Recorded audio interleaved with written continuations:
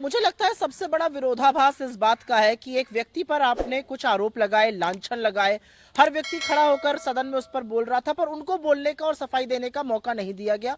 मुझे लगता है कि ये न्यायोचित नहीं है। सबसे पहले तो अकॉर्डिंग टू द प्रोसीजर ये गलत है, पहली बात। दूसरी बात, कमेटी ने पहली लाइन में कहा कि ये गिल्टी है, इनको निष्कासित कर दो, और दूसरी लाइन में कह रही है कि इसकी और इंक्वायरी होनी चाहिए। तो जो आपने पहले ही किसी को गिल्टी मान लिया तो उसकी इंक्वायरी की क्या बात करें? तो ये बहुत सारे विरोधाभास है।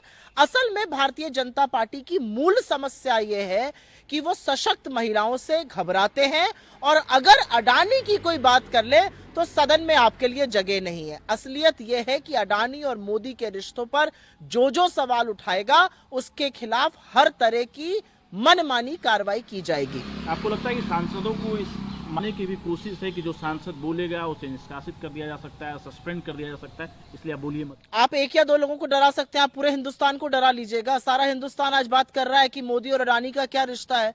बच्चा बच्चा पूछ रहा है अडानी से आपका क्या संबंध है, बच्चा बच्चा पूछ रहा है आप सिर्फ अडानी के लिए नीति क्यों बनाते हैं। किस किस को चुप कराइएगा। असलियत यह है कि जो लांछन है वो आप पर चिपक चुका है।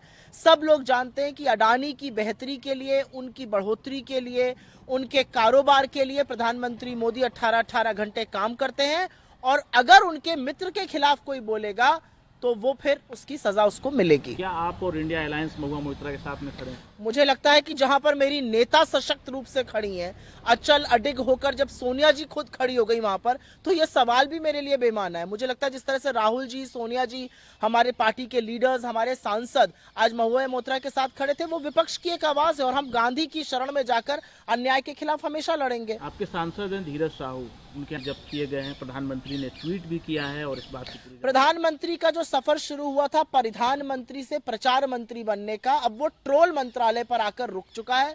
प्रधानमंत्री अब ट्रोल मंत्रालय का पूरा दारोमदार उठा चुके हैं। उनको ट्रोल मंत्री एक नियुक्त करना था, उन्होंने अपने लोगों को मौका दिया, लेकिन लोग उस तरह से काम नहीं कर पाए जिस तरह से प्रधानमंत्री की आशा थी।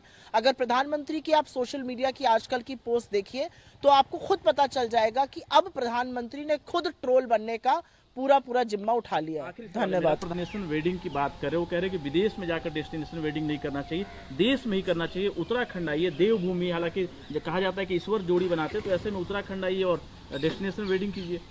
मुझे ऐसा लगता है कि प्रधानमंत्री को चिंता ये जतानी चाहिए कि इतने सारे हाई नेटवर्थ इंडिविजुअल्स देश छोड़ के क्यों जा रहे हैं, लोग यहां पर आकर निवेश क्यों नहीं कर रहे हैं, लोग, भारत के अमीर लोग विदेशों में जाकर निवेश क्यों कर रहे हैं। डेस्टिनेशन वेडिंग तो एक बड़ी छोटी सी बात है।